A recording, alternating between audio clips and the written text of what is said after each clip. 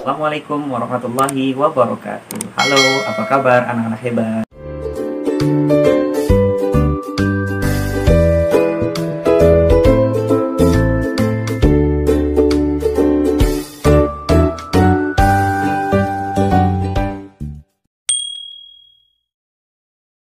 Ya anak-anak, bertemu lagi dengan Bapak dalam pelajaran pendidikan agama Islam. Dan kita masih pembahasan ayo membayar zakat dalam bab 4. Dalam pertemuan sebelumnya sudah kita bahas tentang pengertian zakat secara bahasa, secara istilah, waktu untuk membayar zakat, dan orang yang wajib membayar zakat. Kemudian juga kita bahas macam-macam zakat.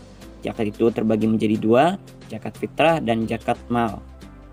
Untuk pertemuan saat ini kita akan melanjutkan pembahasan kita, yaitu orang-orang yang menerima zakat dan hikmah membayar zakat.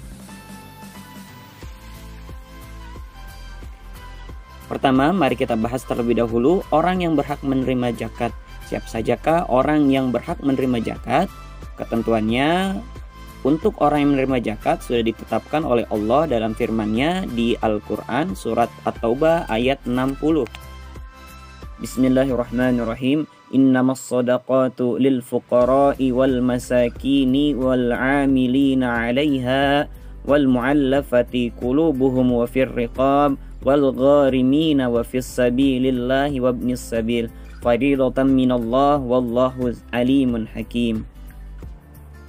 Yang artinya sesungguhnya zakat itu hanyalah untuk orang-orang fakir, orang miskin, amil zakat, orang yang dilunakkan hatinya atau mu'alaf, memerdekakan hamba sahaya, untuk membebaskan orang yang terlilit hutang, untuk orang yang berada di jalan Allah, dan untuk orang yang sedang dalam perjalanan sebagai kewajiban dari Allah Subhanahu wa taala, dan Allah Maha mengetahui dan Maha bijaksana.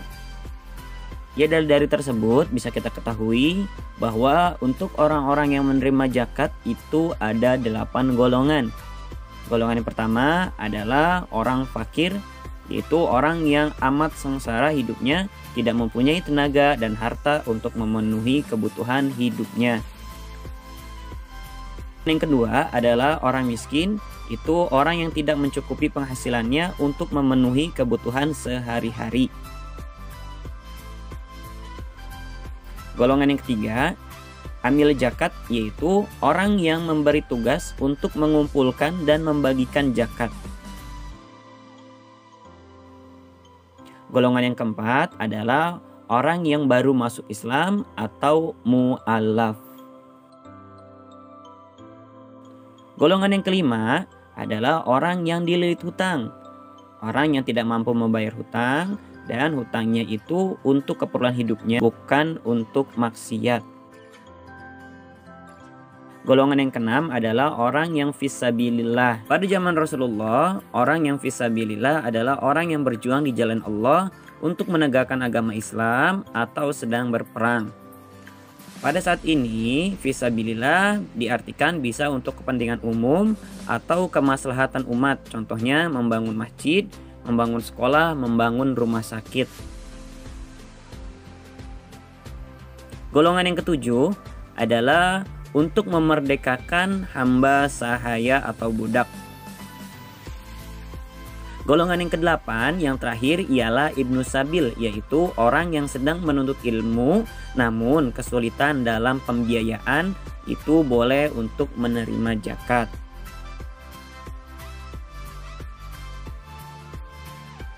Kemudian hikmah apa saja yang bisa kita ambil dari membayar zakat? Yang pertama adalah membersihkan harta dan jiwa kita dari hal-hal yang buruk. Contohnya seperti sifat kikir, serakah, tamak, dan rakus. Hikmah yang kedua adalah membantu orang lain sebagai bukti keimanan kita terhadap sesama saudara seiman. Hikmah yang ketiga, zakat membuat kita peduli kesulitan dan kesusahan saudara kita. Kemudian hikmah yang keempat, membuat kita jujur dan bertanggung jawab atas harta yang kita miliki, tidak disembunyi-sembunyikan dan enggan berbagi.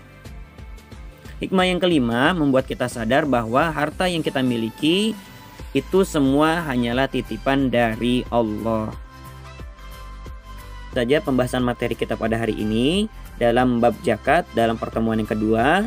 Dan untuk pertemuan kali ini kita mari sama-sama mengerjakan tugas, yaitu tugas pada halaman 40 dan 41 bagian A sampai bagian C.